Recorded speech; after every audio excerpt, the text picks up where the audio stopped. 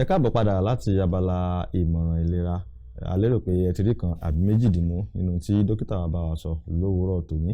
Eléyìí tí ọpọ́n súnkàn náà ní abala bó ṣe ń lọ. Ẹ ti mọ̀ pé abala yìí náà láti máa ń sọ oríṣiríṣi ọ̀rọ̀ eléyìí tí ó ń lọ káàkiri lórílẹ̀‐èdè Nàìjíríà àti ní gbogbo àgbáyé lápapọ̀, tí a sì mọ̀ gbé àlejò wa tí a ó jọ mọ́ fi ọ̀rọ̀ jomitoro ọ̀rọ̀.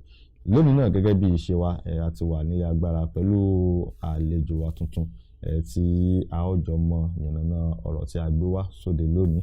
Kí ni nǹkan tí a fẹ́ pẹ̀kẹ́lù? Òun náà ni ó ní ṣe pẹ̀lú fífi owó kún owó iléèwé àwọn ilé ẹ̀kọ́ gíga. Àpẹẹrẹ òun ni irú eléyìí tí ó ṣẹlẹ̀ ní ìpínlẹ̀ Kaduna ní ẹnu lọ́wọ́lọ́wọ́ èyí òun ni àìjẹta àná. Òun náà ni ó ti ṣẹlẹ̀ tí ìjọba ìpínlẹ̀ ọ̀hún tí ó fi owó kún owó iléèwé pẹ̀lú ìdá lọ́nà ẹgbẹ̀rún méjì táwọn olóyìnbó ń pè ní 2000%. Òun náà fi kún owó ọ̀hún. Tá a fẹ́ wò ni pé ipa wo ni ó ní lórí àwọn ọmọ orílẹ̀-èdè Nàìjíríà àti pé ipa wo gan ló ní lórí ètò ẹ̀kọ́. Òun ni tí a fẹ́ wò lónìí. Àlejò wa tí a ó sì jọ mọ yànnàná ọ̀rọ̀ tòní, àwọn náà ni Ọ̀túnba Adéníyì. Ẹ kú ojúmọ́, ẹ sì káàbọ̀ sórí ètò. Ẹ ṣé olóòtú. Ẹ káàbọ̀ sórí ètò àlejò wa. Àlejò wa, torí àkókò tí kò ń ṣọ̀rẹ́ nìkan, jẹ́ kí a bẹ̀rẹ̀ tán gẹ́gẹ́ bí tí a mọ̀ pẹ̀kẹ́lù. Òun náà ni ó ní ṣe pẹ̀lú fífi owó kún owó iléèwé àwọn ilé ẹ̀kọ́ gíga. Àpẹẹrẹ ní eléyìí tí a mú wá, tí a sọ pé ti ìpínlẹ̀ Kaduna tí ìjọba ìpínlẹ̀ ọ̀hún tó fowó kún. Ìbéèrè mi àkọ́kọ́ ni pé ẹja kọ́kọ́ béèrè náà, ojú wo gan lẹ́yìn tí ẹ fi wo fífi owó tán fi kún owó yìí láti pẹ̀lú ìdá lọ́nà ẹgbẹ̀rún méjì tí wọ́n fi kún owó iléèwé? Ẹ ṣé olóòtú. Ẹ jẹ́ kọ́kọ́ kí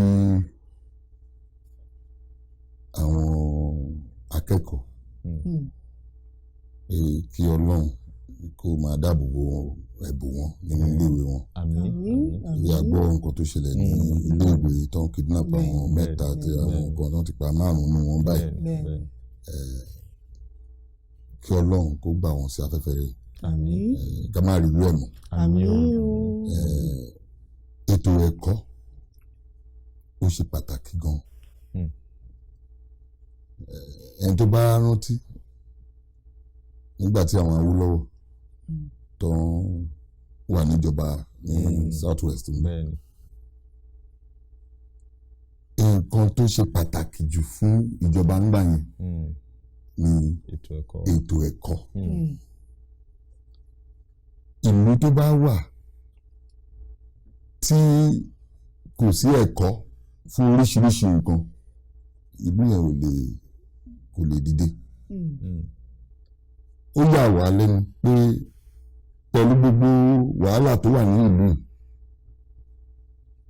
gbogbo ayé ló mọ̀ pé ọmọ iléèwé gan kò sí mọ́. Àìmọye ẹni tí ò ń lọ sí iléèwé mọ́. Gbogbo ayé ló mọ̀ pé àwọn òbí àìmọye tí òníṣẹ́ tó lè fi ọmọ ẹ̀ níléèwé. Gbogbo ayé ló mọ̀ pé àti ẹ̀ ní olùkọ́ tó tó. Gbogbo ayé rẹ̀ ló mọ̀ pé àwọn ètò tó yẹ kó wà nílẹ̀ fún ìkẹ́kọ̀ọ́ kò sí, which is infrastructure. Èmi wá mọ irú àwọn tó ń ṣe ètò yìí tó ń pè àwọn leaders wa or government tó ti wá jókòó tó wá rí pé nǹkan tó wá kàn báyìí ni pé kó fi kún owó ilé ẹ̀kọ́. Nǹkan tí wọ́n máa kọ́kọ́ ṣe ni pé a kọ́kọ́ lé àwọn òbí sẹ́yìn láti rán ọmọ wọn lọ sílé ẹ̀kọ́. Ìkejì ni pé ẹni tó bá tiẹ̀ ní làákàyè tó mọ̀ pé ó yẹ kó lọ sílé ẹ̀kọ́, níbo ló ti fẹ́ rí owó nínú ẹkọ́nọ́mì tàwa yìí? Ìlú tó yẹ pé kéèyàn tó rí iṣẹ́ wàhálà tó bá bẹ̀rẹ̀ iṣẹ́ náà tán, mi ò rò pé a rí owó san fún àwọn tó ń ṣiṣẹ́ yẹn déédéé àbí ká sanwó tó nǹkan tó ń ṣe. underpaid so mi ò wá mọ ibi tó ti fẹ́ kó rí owó yẹn. ìkejì nígbà tá a bá wo gbogbo nǹkan tá à ń ṣe as government because àwa ti wà níjọba rí àwa náà dẹ̀ ti wà mo ti ṣe chairman subeb Ondo State rí so mo mọ nǹkan tó ń lọ nípa ilé ẹ̀kọ́ across the 18 local government ń bì a rí lórí níta máa dé jẹ́ pé ṣọ́ọ̀kì lásán kò sí mẹ́. kò sí àwọn ọmọ mi gan ọ̀rágà fi jókòó. a ní wàhálà onígbà àrínúlò a ní wàhálà àrínúlò a ní wàhálà kò sí kankan tá à ń produce tá à ń dáṣe fún àwa ń bí. mo wo federal minister kan lórí WhatsApp lẹ́nu ọjọ́ mẹ́ta ó ti pẹ́ tó ti ṣe pàtó ṣe minister of agriculture àwùjọ ọbẹ̀ àwọn nǹkan tó sọ ó bà yàn ń jẹ́ nípa Nàìjíríà a kàn ń ṣe nǹkan bẹ́ẹ̀ ni pé àrònú ẹni pé kò sí ẹni tó ní làákàyè gbogbo nǹkan tá à ń lò ìlú òkèèrè àti gbogbo wa àti wa education tó yẹ ká tó fún àwọn èèyàn wa tó máa improve skill àti wa gbé owó le ká má bàa jẹ́ káwọn èèyàn lọ. ṣùgbọ́n àlejò wa ara nǹkan tí iléèwé irú ti Kaduna State University tí wọ́n sọ tí wọ́n sọ tí wọ́n wò táwọn fi owó kún owó iléèwé ó fẹ́ farapẹ́ ohun tí ìjọba ìpínlẹ̀ Èkó náà sọ nígbà táwọn náà fi owó kún àwọn náà fi owó kún láti 16,000 sí 200,000 ìyẹn níbi ọdún mẹ́ta sẹ́yìn ní tí wọ́n sì sọ ni wípé owó yìí kò tó owó tí àwọn ọmọléèwé ń san pé kò tó wípé àwọn ná irú ti Kaduna State ní wọ́n láwọn ná bíi bílíọ̀nù lọ́nà 20 àwọn sì ń rí bílíọ̀nù lọ́nà 4 so ìyẹn ni pé ìjọba ń náwó sínú ètò ẹ̀kọ́ wọn sì rówó padà. kí ni ìjọ pé owó náà fẹ́ rí padà àbí development. ìlú tó bá wà tí ò bá prioritize education yẹn kò ṣe lù. níbo ló ń náwó yẹn sí owó tó ń sọ yẹn owó tó ń fẹ́ ná sí education níbo ló ń ná sí. ààrí ọ̀nà àbárí títì ààrí mi ààrí ilé ìwòsàn tó dáa tí mo lọ náwó yẹn sí tá a bá wo budget mo ti láǹfààní àti ṣe chairman budget ìgbà míì a máa ní opportunity àti ọmọ pé kò sí nǹkan tó ní ká máa ná 30 to 40% of our budget on education. because tí o bá ti sí làákàyè kò sí nǹkan kan nǹkan tó jókòó lórí ẹ̀rọ yìí ẹni tó ṣe tí o bá ní làákàyè ṣe ó lè ṣe tí wọ́n ń kọ́ ẹ̀kọ́ ẹ̀ wọ́n á kọ́ ẹ̀kọ́ ẹ̀ nǹkan tá a wọ̀ sára ẹ̀ tó o bá kọ́ iṣẹ́ télọ̀ tí o lè ṣe télọ̀ ni. kò ṣeé ṣe. ojoojúmọ́ dẹ̀ ni nǹkan tó ń dá sí technology tó ń gùnkè sí báwo la ṣe fẹ́ meet up pẹ̀lú yìí. nǹkan tíjọba ń sọ wọ́n ń sọ̀rọ̀ bí ẹni tí ò ní làákàyè. Awólọ́wọ̀ ńgbà yẹn tó sọ education dey free kò ń ṣe ọ̀dẹ nítorí náà la ṣe rí ní South West báyìí pẹ̀lú bí nǹkan ṣe bàjẹ́ tó àwọn engineers wá ṣe ṣiṣẹ́ àwọn doctors tó mọ̀ yín gbà yẹn wọ́n ṣì wà ṣùgbọ́n nígbà tó bá bẹ̀rẹ̀ sí ṣe pé o fẹ́ náwó sórí education kí ló fẹ́ náwó sí kí ló fẹ́ náwó sí there is nothing kò sí kó tá à ń ṣe mí ọ̀tá bá ní sound education platform tí infrastructure wa dáa tí olùkọ́ni tó kẹ́kọ̀ọ́ dáadáa tó lè fi kọ́ni tí àwọn ọmọ tá à ń kọ́ tó lè wá sí ilé ìwé nígbà tá a wà ní University of Ife èló ní gbogbo ó dànù àwọn ra tíkẹ́ẹ̀tì 45 naira quarter chicken ló máa ń fún wa ta ni ò ní kàwé ta ni ò ní fojú sí ìwé ẹ̀. orí èèyàn gan á wú láti jókòó kẹ́kọ̀ọ́. kí ló ń ṣẹlẹ̀ sí gbogbo àwọn ọmọ wa ti di gan ìmíràn gan wà yunifásitì kò mọ̀ pé yunifásitì ló wà ó ń wá owó kiri nígbà tí gbogbo nǹkan tí àwọn ti sọ gbogbo nǹkan dúró ìjọba tó ń pariwo pé à àwọn náwó sí education wọn ò rówó padà. ó mà yà ṣé wọ́n ní is it for profit? bẹ́ẹ̀ nítorí is university education or any education is it for profit? ṣé láti jèrè ní. ìlú ló lówó. bẹ́ẹ̀ni. ìlú ló lọ́mọ tó fẹ́ lọ ilé ẹ̀kọ́. ìlú ló kí ló lè tó yẹn tá a lè ṣe free education to high level tó bá dẹ̀ lè jù ká ná 40% of our budget lórí education a máa jèrè ẹ̀ lọ́jọ́ iwájú. èmi ò mọ bó ṣe ń ronú o.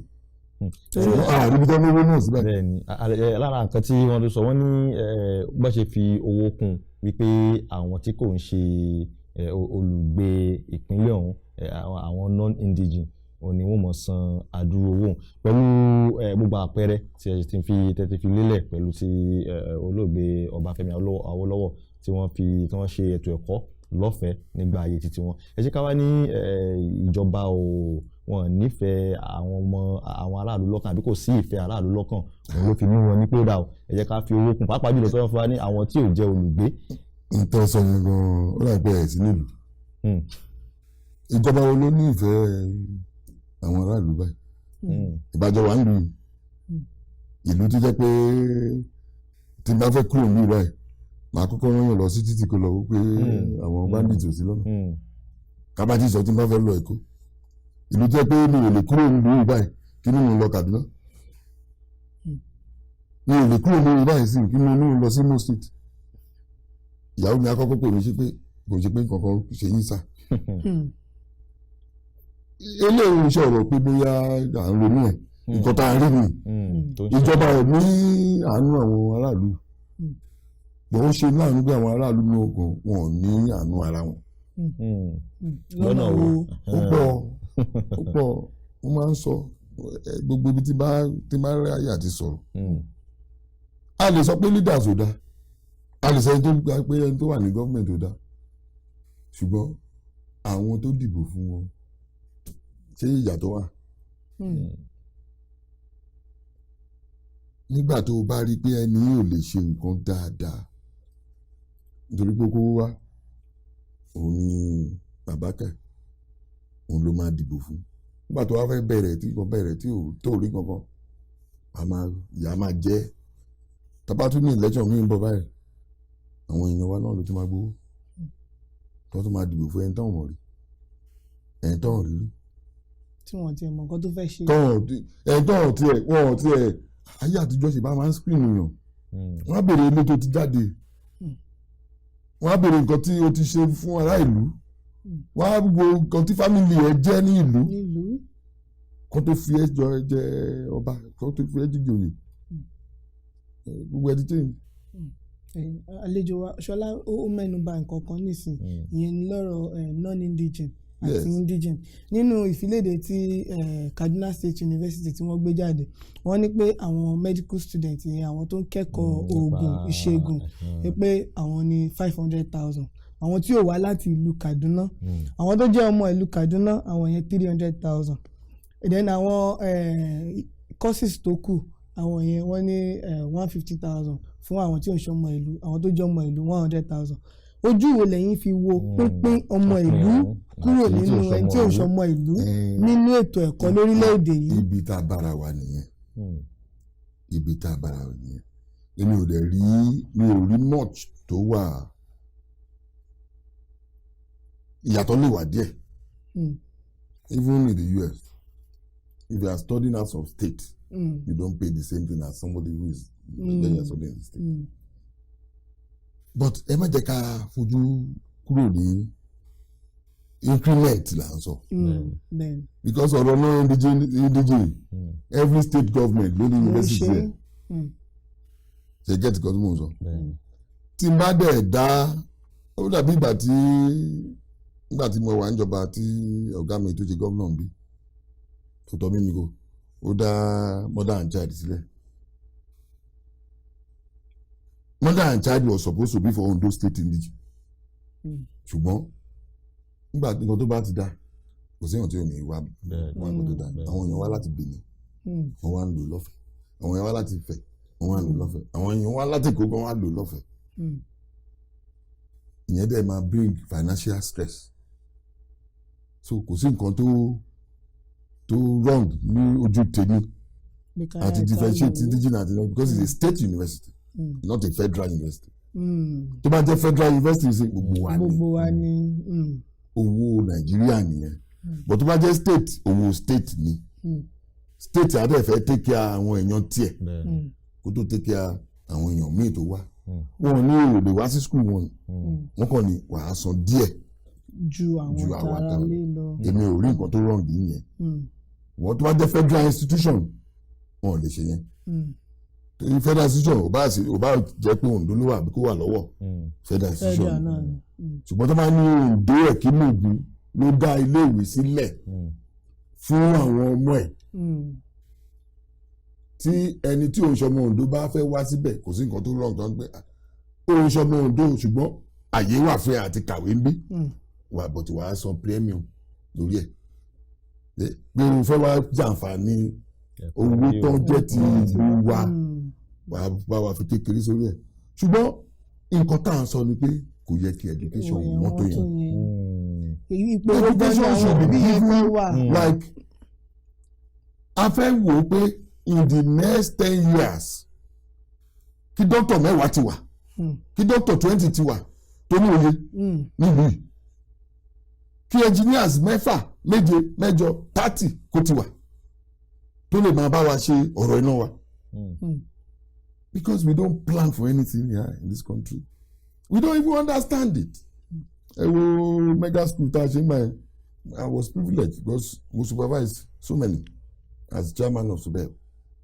inú mi máa ń dùn tí n bá dé àwọn iléèwé yẹn gbà yẹn ọmọ primary school tó ti ń mọ nǹkan tó ń ṣẹlẹ̀ ní àgbáyé through the internet àwọn teacher tó ti ń mọ tools tó ń lò ní gbogbo àgbáyé tó ń lò fọmọ wa ní local government àwọn ọmọ yẹn á dàgbà nínú ẹ̀kọ́ ayé wọn ju bó ṣe bá yé wọn nígbà tá a ní yunifásitì ìgbà tí àwọn míì débẹ̀ sí wọn káńsù ẹ̀. a ní bọ́ọ̀sì tó ń gbé àwọn ọmọ lọ sí iléèwé tó ń gbé wọn padà ọmọ tó bá fẹsẹ̀ rìn láti lórí 1 kilometre 2 kilometre 3 10 kilometre kó tó dé iléèwé ṣé kò yàtọ̀ sẹ́ni tó jókòó sínú mọ́tò tó gbé débẹ̀. ọ̀pọ̀lọpọ̀ àti gbé náà. ara nǹkan tí mo wá sọ pé mi ò mọ ibi tó ń náwó yìí sí àwọn nǹkan tí ò ní meaning ló ń náwó sí àwọn nǹkan tó ní meaning education health infrastructure àárí wọn ṣùgbọ́n akọ́wé rí pé ìgbà mi yẹn nínú ìlànà fẹ́ lọ commission ló mú àti ná 1 billion àná 200,000 àná 500,000 agbélélé síbẹ̀ wastage.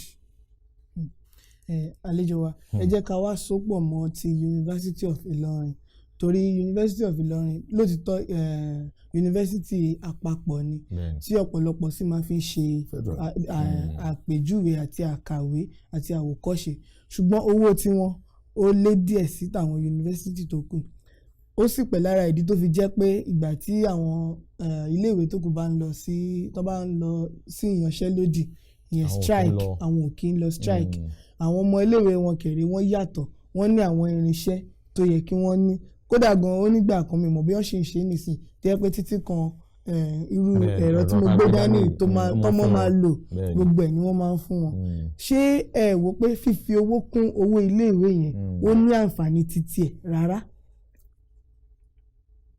ẹ gbọ́ mi yé o kàdé gbọ́ra wa yé government iṣẹ́ wọn ni pé kó make education available especially nígbà tá a mọ̀ pé àwa àti the stage tó yẹ pé a lè ṣe so many things education should be our priority. pé wọ́n san owó tó pọ̀ nílọrin pé wọ́n dúró síbẹ̀ ṣé federal government ò lówó rẹ̀ ni àti ṣé ni. ṣùgbọ́n àwọn iléèwé yìí bẹ́ẹ̀ ni pé wọ́n wá ọ̀nà láti mú kí nǹkan tó dára sí fún wọn. irú ẹ̀rọ tá a gbé dání yìí wọ́n ti máa ń fi owó rẹ̀ wọ́n á ti fi kún owó iléèwé tí wọ́n san ó fún ti wọn. di dandan kí wọ́n ra laptop kó ra gbogbo ẹ̀. ìgbà tí ìjọba ò dẹ̀ pèsè ṣé kò yẹ kí iléèwé náà wá ọ̀nà pé pẹ̀tọ̀ ọ̀nà yóò kí nǹkan máa fi hẹ́ tàbí ó lè tó ọ̀pọ̀ náà rọrùn. làjọ ń sọ. kó má di pé àwọn olùkọ́ ń lọ Nǹkan kan náà lájọ ń sọ. ìyanṣẹ́lódì. tí ìjọba bá mú education ní bó ṣe yẹ kó mú gbogbo ilé tàn sọ kò wáyé pé àwọn èèyàn ń san owó tó pọ̀ ní University of Ilorin tán lọ fún strike àbí kọ́tà ìsọ ìyanṣẹ́lódì tán bí wọ́n ní gbogbo ẹ̀ ní òrùpẹ́ dé Ìlọrin náà dáadáa tẹ́ bá débẹ̀ ẹ̀ ṣì rí i pé kò tí ì wọ standard. ṣùgbọ́n ó sì sàn ju àwọn ilé ìwé tó kù lọ. nítorí pé a rò pé ó sàn jù wọn lọ ni. àwa là ń rò bẹ́ẹ̀. àwọn ìjọba ò náwó sí yunifásitì wa tó how many research grants náà ni wọ́n ní. ọ̀nà mélòó náà ṣe scholarship fún bẹ́ẹ̀. àwọn tó lówó nìkan là ń bẹ́ẹ̀ ṣe sọ̀rọ̀ ló ń tẹ́kẹ̀ amẹ́yẹn àwọn masses tó kù bọ́ àìmọye ọmọ tó jẹ́ pé talent ni wọ́n brilliant people all over the place tó jẹ́ pé wọn ò lè lọ sílé ìwé torí pé owó yẹn àìmọye ọmọ tó fẹ́ lọ sí University of Ilorin yẹn tí ò lè lọ báwo la ṣe fẹ́ tẹ́kẹ̀ ara wọn yẹn nítorí pé èmi lè afford báyìí mo lè send ọmọ mi lọ síbẹ̀ torí pé owó ẹ̀ wọ́n University of Ilorin kọ́lẹ̀ ṣe sọ ṣe báwọn èèyàn private universities wà táwọn èèyàn lẹ́yìn lọ́wọ́ ọmọ lọ́wọ́ but kí ni population wa compared to the population that is able to pay for that. tábà wá ní pé káwọ ó ní àwọn àjọ tí wọ́n rí sí gbogbo àwọn iléèwé wọ̀nyí University Commission kí ni ipa tiwọn gangan tó yẹ kí wọ́n kó lórí gbogbo àwọn nǹkan tí tá à ń sọ wọ̀nyí. tí nǹkan bá ti ṣe orí gbogbo ara ló ṣe àti commission lọ àti federal ministry àti subeb gbogbo látòkè délẹ̀ tí presidency ò bá ti ní focus tí o ti ní nǹkan tó fẹ́ achieve tó ní goals gbogbo jẹ́ pé wọ́n kàn ní ó di dandan ká ní school ọ̀nà ṣe kọ́ school ó di dandan ká ní hospital ọ̀nà kan ṣe kọ́ hospital but wọ́n wò pé kí la fẹ́ achieve kí la fẹ́ kí ni impact ká fẹ́ kí àwọn kan báyìí ní so àti commission kò sí yàtọ̀ lójú mi because àwọn tó kó síbẹ̀ gan ara wọn àwọn tó àmọye commission tí àmọye allegation against them too èmi school tí ò ní yàrá ojú báyìí wọ́n á dẹ̀ approve ẹ̀. bẹ́ẹ̀ni. ṣé àwọn yẹn la fẹ́ gbọ́kànlé. I am not accusing anybody but ó ti cut across gbogbo institutions Nàìjíríà. àmọ́ nǹkan tá à ń ṣe mọ́ àwọn tó dẹ̀ mọ̀ ṣe wọ́n jẹun débẹ̀. gbogbo wọn tó bá fẹ́ ṣe tó bá ní passion fún wọn ẹ wo ẹnu ọjọ́ mẹ́ta tí Biden take over America within 100 days. Over 40% or 27% wọ́n ti gba vaccination. èèyàn kan ló wà mẹ́kọ̀ọ́ tó kúrò tó ní pé kò sí kan tó ń jẹ́ bẹ́ẹ̀. ẹ̀rù India leadership ò lè hold ògbọ́n tí ń kú dànù báyìí. so tí leadership bá ti wà leadership tó lè wo pé báwọn èèyàn ní Dubai Prince ṣé bí ìgbà ni èrí tẹ́lẹ̀ nìyẹn ṣe báwọn àwọn ìgbà tá a kéré tá a yọ̀ǹgà ju à ń lọ Jos ṣeré àlejò ọmọ báyìí wọ́n ti bà Jos jẹ́ wọ́n ń pààyàn lójoojúmọ́ ṣé àwọn tí ò tiẹ̀ lè save property and lives àwọn èèyàn ló máa rò pé ó yẹ kán kàwé kọ́ ló ń gbà wá. bẹ́ẹ̀ni kọ́ ló ń gbà wá ẹ ṣeun ẹ wá jẹ́ kí a lọ sí torí bàtẹ́ ń sọ lẹ́ẹ̀kan ẹ̀mẹ́nuba pé àwọn tí ètò ẹ̀kọ́ wa yẹ kó jẹ́ eléyìí tí ó jẹ́ gbòógì tó lè àlèmọ́ ní pé ó dá àwọn tó bá jáde ńbẹ̀ kí wọ́n jẹ́ ọlọ́pọlọ pípé èyí ló wá mú mi lọ sí àwọn ètò ìlànà ẹ̀kọ́ tí a fi ń kọ́ wa eléyìí tí a mọ̀ sí curriculum tá bá ní ká wo ìlànà ẹ̀kọ́ yìí ǹjẹ́ orílẹ̀-èdè Nàìjíríà tiẹ̀ ní ìlànà ẹ̀kọ́ tó péye láti fi rí pé àwọn ọmọ tó tiẹ̀ ń jáde yìí o tán bá jáde síta wọ́n lè dúró pé mo lọ ní ìwé báyìí o mo sì kọ́ ẹ̀kọ́ tó yanrantí. gbogbo ẹ sì dá lé pé bá a ṣe wà nílùú yìí a ní olórí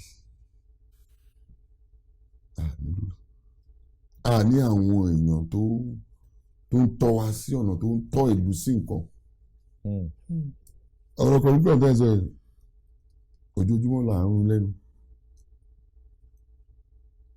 àìmọye pépà tó ti wà lórí ẹ̀ ta ló fẹ́ implement ẹ̀ it's not government. A ní nǹkan tó ti kọ sílẹ̀ tó jẹ́ pé a mọ̀ pé ó yẹ kó rí báyìí. Bí báyìí ló yẹ kán gbé. Nǹkan tó dẹ̀ máa nǹkan tó máa result sílẹ̀ tó bá ṣe báyìí tó bá gbin àgbàdo ló máa ká ní oṣù báyìí.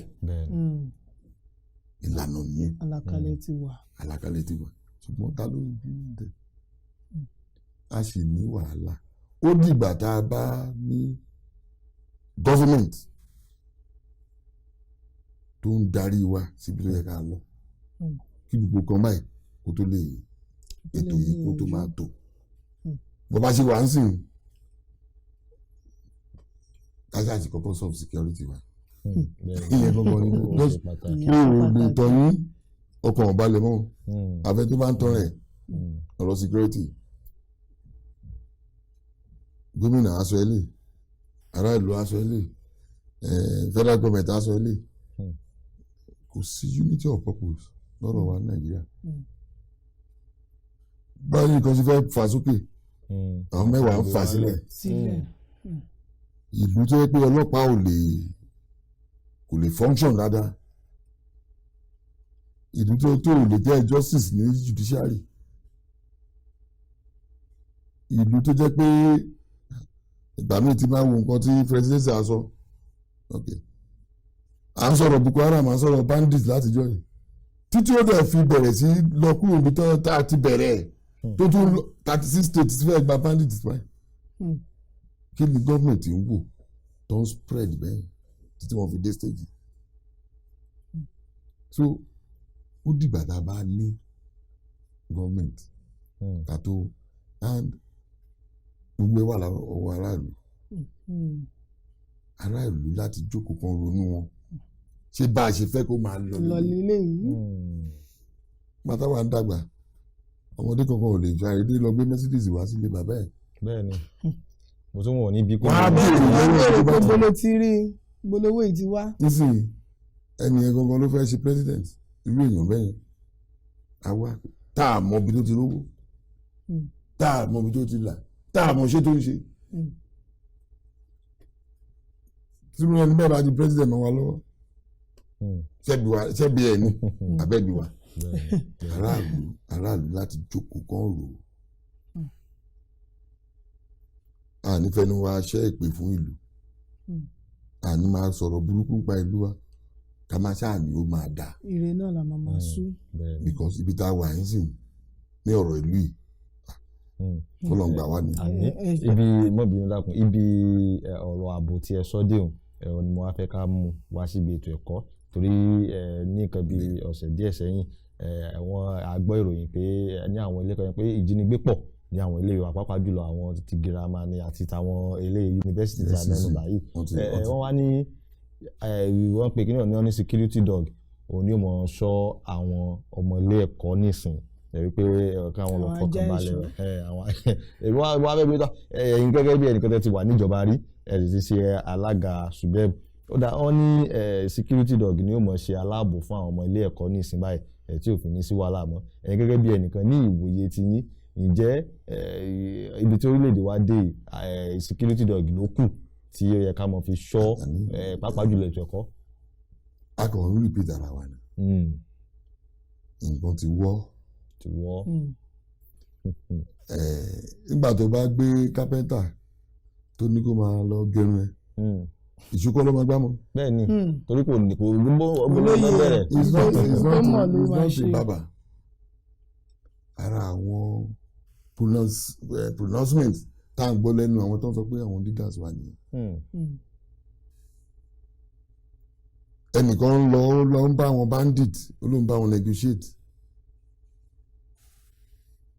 adé ní government ṣé wọ́n fẹ́ sọ pé wọ́n mọ ibi tí àwọn bandits wà báyìí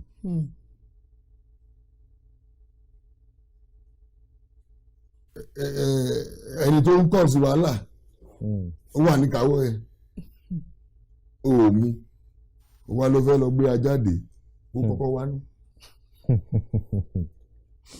kọ́nà sọ wá sẹ́ gbogbo ilé ìtọ́ ń sọ yìí tó bá fẹ́ ṣe iṣẹ́ yẹn wọ́n á ṣe àwọn tó ní làákàyè pọ̀ ní police wọ́n pọ̀ ní SSS wọ́n pọ̀ wọ́n ò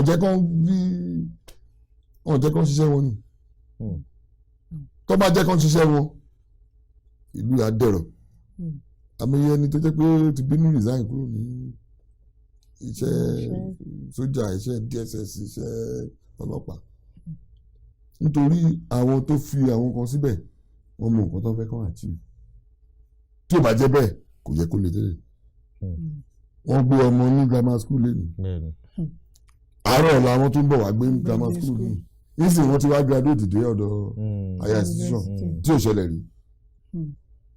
There must be something wrong. Kò ń ṣojú lásán Abacha ló sọ oní terrorism bá go on for more than certain days or weeks oní ìjọba mọ̀ pa ẹ̀. Ó dàpọ̀ Abacha ló sọ nígbà tí ó sì ìjọba wà army wà sójà wà DSS wà ibi kan náà àwọn ẹni tí ń take off tó ń wá sí ìkọ́tọ̀ wọ́n mọ̀ ìjọ tó bá ti rẹ́dì wọ́n á ṣe nǹkan tó yẹ kán ṣe. ẹ jẹ́ ká wá padà sórí ọ̀rọ̀ fífikún tí wọ́n fi kún owó iléèwé kí lẹ rò pé àwa ará ìlú lè ṣe torí ọ̀pọ̀lọpọ̀ òbí ẹni tó ń san 26,000 tẹ́lẹ̀ tọ́ni kó wá máa san 500,000 ó ní 150,000 míì gan ò lè rówó yẹn san bá ṣe wà yẹn ẹlòmíì òpin ti dé bá ètò ẹ̀kọ́ ẹ̀ bẹ́ẹ̀ yẹn kí lẹ rò pé àwọn ará ìlú lè ṣe ìgbésẹ̀ wo lẹ rò pé a lè gbé gẹ́gẹ́ bí ọmọ orílẹ̀-èdè ìjọba ti ṣe nǹkan tó fẹ́ ṣe àbí kí la lè ṣe gẹ́gẹ́ bí ará ìlú gẹ́gẹ́ bí òbí àtọmọléèwé gan pàápàá torí ẹlòmíì náà ọmọléèwé yẹn fúnra rẹ̀ ló ní sanwó kí làwọn ìgbésẹ̀ tá lè gbé. irúkọ báyìí ti ṣẹlẹ̀ rí nígbà tí mo wà ní House of Assembly Londo State ìgbà náà tán wọ́n fi kún owó àkùngbà àwa kan sọ̀rọ̀ ń gbà yín kí ni yóò dá a dẹ̀ rí result ẹ̀ àìmọye ọmọ tó kúrò tó drop out lè ní ìtàn lè padà wọn bẹ́ẹ̀ni sí àkùngbà tó ti dé tó túmọ̀ wá ń bì. ìjọba lágbára gan ẹ̀wù ensars ẹ̀wù bọ́n ṣe mú mọ́lẹ̀ kò dẹ̀ ń ṣe ìlú nìkan ẹ̀wù lè tán ṣe máa bẹ́ẹ̀ni ìjọba lágbára gan ṣùgbọ́n aráàlú náà láti gbìyànjú àti tọ́ ìjọba lọ́nà ká má dákẹ́ tá a bá ti dákẹ́ tiwa náà ní bá wa dákẹ́ a gbúdọ̀ máa jẹ́ kọ́ mọ̀ pé eléyìí ò ń ṣọ̀nà a dẹ̀ gbúdọ̀ mọ̀ pé ká máa sọ fún un pé ok tẹ́ ẹ̀ bá gbà ibẹ̀ máa padà wá gbà pé àpótí ṣùgbọ́n à ń bẹ lọ́wọ́ pé káwọn èèyàn wa sọ pé a ní short memory wọ́n ti lọ election ní Ondo State governorship election tó lọ yìí àmì yẹn sọ pé last one èmi kan gbé ọmọ ẹ̀ ó gbé ìyá ẹ̀ ṣépè pé láyé ìjọba change yóò tún padà mọ́ nígbà tó dọjọ́ ìbò gba 6,000 5,000 nǹkan tá a lè ṣe náà ni pé ẹ̀yin náà ẹni platform bá a ṣe ń sọ yìí àwọn náà máa gbọ́ tá a bá fẹnu kúrò lágbé ọjọ́ kan ń bọ̀ tó wọ́n tẹ̀ máa wò ó náà tó ṣe òótọ́ dẹ̀ làwọn people yìí dẹ̀ sọ. Because when you don't educate your people, look at what the problem tó ṣẹlẹ̀ ní north yìí it is because there was no education for a long time. Their majority ṣé ààrẹ tó fẹ́ sọ ní Yorùbá land nígbà yẹn ààrẹ ni tó máa jókòó sí létí ọmọ neighbor máa lọ sí skul àwọn ọmọ tó wò nílọ. kò ṣeé ṣe ọmọ gbogbo èèyàn ló ń gbìyànjú èmi náà ń lọ. so a máa tẹnumọ́ náà ni ṣùgbọ́n because wọ́n ti máa ń sọ àti wọ one chance a máa tẹnumọ́ náà ni títí Ọlọ́run àfi gbà wá náà. tọ́ kò sí kò tá a lè ṣe jù yẹn lọ ń sìn. àmì torí ó ní nǹkan kan tí ó sáré wá sọ́kàn mi torí gbàtẹ́ ní ká mọ̀ sọ fún wọn ṣé mo pé orílẹ̀-èdè náà la wà tó jẹ́ pé ìjọba ó ní àwọn ọ̀rọ̀ kan tí yẹn lè sọ ó ní àwọn míì tí yẹn lè sọ ǹjẹ́ gbogbo àwọn wọ̀nyí tí yẹn bá wá ní pé dá o ẹ̀rọ ti ensars ẹ̀ náà báyìí ní ìjọba ṣe fún wọn wọ̀rẹ̀ wálẹ̀ pẹ̀lú gbogbo àwọn oní speech lọ́tún speech lọ́sì òfin wà mo sọ tó bá sọ̀rọ̀ jù á di wàhálà. àwọn èèyàn gan ẹ̀rọ mọ̀ bà wọ́n àti jáde pé ìjọba ń tẹ́ ṣe yóò dá ẹwúrú tí àkùngbà tẹ sọ náà wọn àwọn abáwọn akẹ́kọ̀ọ́ ṣe pariwo gbà kò sí nǹkan. ti lásù náà ló kù wọ́n ṣe pariwo náà ni. àmọ́ kò tó ọkọ̀ yọ díẹ̀. ìyẹn ìjọba ṣe ẹ̀rọ onímọ̀ bà wọ́n àti jáde pẹ̀lú gbogbo oní speech lọ́tún speech. Ọlọ́run kó dá wa sí. Fẹlá sọ problem ta ni I no wan die papa dey for house bẹ́ẹ̀ ni mama dey for house ìjọ ò la fẹ́ ṣe yẹn dá thank God for the likes of Gani Fáyemí tó ti kú thank God for the life of àwọn Odúmákì ní choice abẹ̀rù ọjọ́ kan ní kú adé àbí tá a bá dẹ̀ sọ àwa là ń jẹ̀yà so a gbúdọ̀ máa sọ àwa tá a lè sọ ká máa sọ àwọn tí ò lè sọ kò sí jọ́tọ̀ kò sí kọ́ta lè ṣe sí wọn ò ní sọ náà ni ṣùgbọ́n àwa ẹ̀yin tá a tẹ ní platform báyìí lẹ́gbẹ̀ẹ́ gbogbo èèyàn ló ń gbọ́ yín lórí tẹlifíṣàn lórí rédíò lórí Instagram lórí Twitter ẹ jẹ́ a máa bá wọn sọ títí a máa fi you see it's also information for people to know alẹ́ tí o mọ̀ pé nǹkan báyìí ń ṣẹlẹ̀ alẹ́ tí o tiẹ̀ mọ̀ pé ìjọba wà because tó bá gbọ́ àwọn èèyàn mọ̀ pé ìjọba wà mi rò pé ó yẹ kí ìyà jẹ wá tó lè. àlejò wa gẹ́gẹ́ bí ẹni tó ti wà nínú ìṣèjọba rí tó sì ti jẹ́ alága subeb rí ìgbésẹ̀ wo lẹ́yìn wò pé ẹ̀yin ò bá gbé gẹ́gẹ́ bí ẹnìkan tàbí tí ẹ̀yin wò pé ìjọba ìbá gbé gba ọ̀nà báyìí dípò tí wọ́n fi owó kún owó iléèwé. a máa ń gbà ta ní access a máa ń sọ̀rọ̀ a máa ń bá wọn sọ̀rọ̀ aṣọ àti ẹ̀sọ́ mo sọ pé mo ní tèpẹ́ aṣọ lórí ní assembly àwa kan dìde aṣọ wọ́n gbọ́ wọn ò gbọ́ àṣìṣọ́ a máa tún máa bá wọn sọ lẹ́yìn náà ni tábà lè rí wọn sọ lójú ẹ̀ àwa bá ṣe máa sọ ara ẹ̀ náà kí la làwọn sọ. nǹkan tẹ sọ yìí gangan pé ìjọba. Education should be made a priority. Ìjọba wọn láti ná owó tó pọ̀ sórí education because àwa la máa jèrè ẹ̀. Ìlú tí ò bá ti ní ẹni tó lẹ́kọ̀ọ́ nípa so many things ìlú yẹn ò lè develop. How can you be a country of illiterate? You can't. If you are a country of illiterate, then we are doomed. Okay. Gbogbo nǹkan tá à ń lò báyìí. À ń kó wá tó kiri. Ìjọ ọ̀la fẹ́ lówó. ìjọ ọ̀la fẹ́ bẹ̀rẹ̀ sí ní Ẹ̀wọ̀n nǹkan tí náírà dà.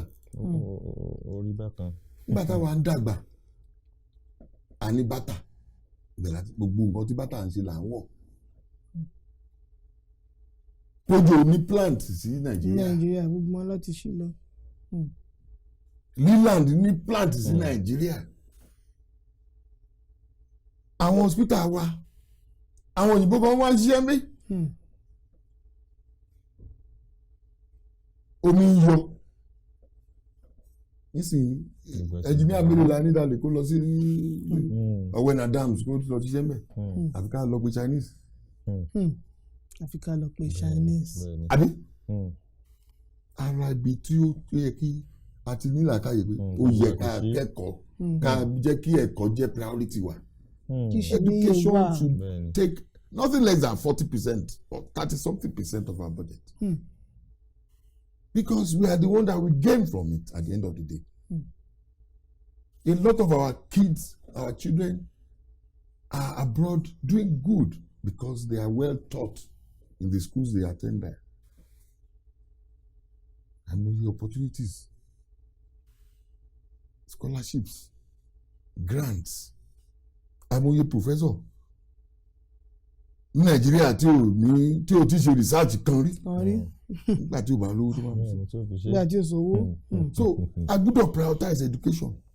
kò sí irinṣẹ́. I've always said it. Láwọn programs tí mo ti ń ṣe láyé mi, the one tí mo like is the one that deals with education. For the past 10 years, since I see COVID, every holiday, long holiday, there must be free lesson for the children because lè gbà kọ́ máa rìn kiri. kọ́ máa rìn kiri, kọ́ máa ṣeré kiri. kọ́ máa ṣeré kiri. So education is not something that come and joke pẹ̀lú ẹ̀. It is something we should take very very serious. Ó ní láti sọ̀rọ̀ àwọn awúnáwọ̀ yẹn ti rí. wọ́n ṣiṣẹ́ lọ́fẹ̀ẹ́. wọ́n ṣiṣẹ́ lọ́fẹ̀ẹ́. Thousands and thousands of people got educated. Most of them náà ló educate àwọn ọmọ tó fi dórí àwọn. ẹ ṣeun àlejò wa àkókò wa ti lọ ṣùgbọ́n ibi tí màá rí mú Olúṣọlá òun ni pé kíjọba náwó sí ètò ẹ̀kọ́. ó ṣe pàtàkì ṣe kókó ẹ ṣeun púpọ̀ àlejò wa ẹ ṣeun pé àpèyìn tí ẹ darapọ̀ mọ́ wa ẹ ṣe gan. ẹ̀yin aráalé òun náà ni ẹ ti rí tí àtìyàn nànà pàápàá jùlọ eléyìí tí ó bá àwọn ìjọba wí òun náà ni tí Rachel sọ sí gbogbo àrídìmú ni pé ẹ jẹ́ kí a ná owó sí ètò ẹ̀kọ́ ẹ má jẹ́ kó jẹ́ pé ètò ẹ̀kọ́ á jẹ́ ní tí a fẹ́ jèrè ń bẹ̀ nítorí nígbà tí àwọn ọmọ tí wọ́n lọ ilé ẹ̀kọ́ yìí tí wọ́n bá jáde tí wọ́n ní ẹ̀kọ́ tó yanrantí orílẹ̀-èdè náà ni ó padà wúlò fún gbogbo ohun tí à ń kó wọlé látòkè kún àmọ́ lè mọ̀ ṣe lórílẹ̀-èdè tiwa jẹ́ kí a náwó sétò ẹ̀kọ́ ẹ̀yin náà lè mọ̀ sọ pé we are the leaders of tomorrow education is the best legacy ìgbà wọn wà ní education wa fẹ́ best legacy òun náà ní tí àlejò wa ti bá wa sọ pé ẹ jẹ́ kí a náwó sí ètò ẹ̀kọ́ àwa gẹ́gẹ́ bí ìjọba Ọlọ́run á ṣe ràn wá lọ́wọ́ ibi náà ni a ti mọ̀ ṣẹ́nu adédè síbi tá a ti mọ̀ kásẹ̀ ètò ńlẹ̀ yòókù tún di ní òwúrọ̀ ọ̀la náà tí ẹ mọ̀ tún darapọ̀ mọ́ wa lápọ̀tún Richard dágbére fáwọn aráàlú. bẹ́ẹ̀ ni ẹ ṣeun tí ẹ darapọ̀ mọ́ wa lórí ètò yín ètò wa káàárọ̀ oòjíire lówùúrọ̀ yìí a lérò pé ti gbádùn ètò náà gbogbo abala èyí tí a mú wá síwájú yín a sì lérò pàápàá jùlọ pé abala bó ṣe ń lọ níbi tí a ti sọ̀rọ̀ nípa ètò ẹ̀kọ́ orílẹ̀-èdè yìí a lérò pé ti rí kọ̀ọ̀kọ́ tàbí méjì níbẹ̀ ohun tí àlejò wa sì sọ tó ṣe pàtàkì méjì ni òun ni pé ká má dákẹ́ gẹ́gẹ́ bí ará ìlú àti wípé kí ìjọba kí ó náwó sí ètò ẹ̀kọ́ kọ́lọ́run Olódùmarè kó ràn gbogbo wa lọ́wọ́ láti ṣe eléyìí tí ó tọ́ káfíńre pàdé lówùúrọ̀ ọ̀la Rachel Roberts ló ń kí yín pé ó dàbọ̀. tọ́ gẹ́gẹ́ bí mo ti ṣe sọ ṣáájú ibi náà ni láti mọ̀ ṣẹ̀nu àdédé síbi yòókù tún di lówùúrọ̀ ọ̀la nù tí ẹ mọ̀ darapọ̀ mọ́ wa ǹjẹ́ títí ọ̀la ńkọ́ èmi Olúṣọlá Aliyu Rachel Roberts àti àlejò wa Ọ̀túnba Adéníyì là ń dágbére fún yín pé yòókù tún di lówùúrọ̀ ọ̀la ó dàbọ̀.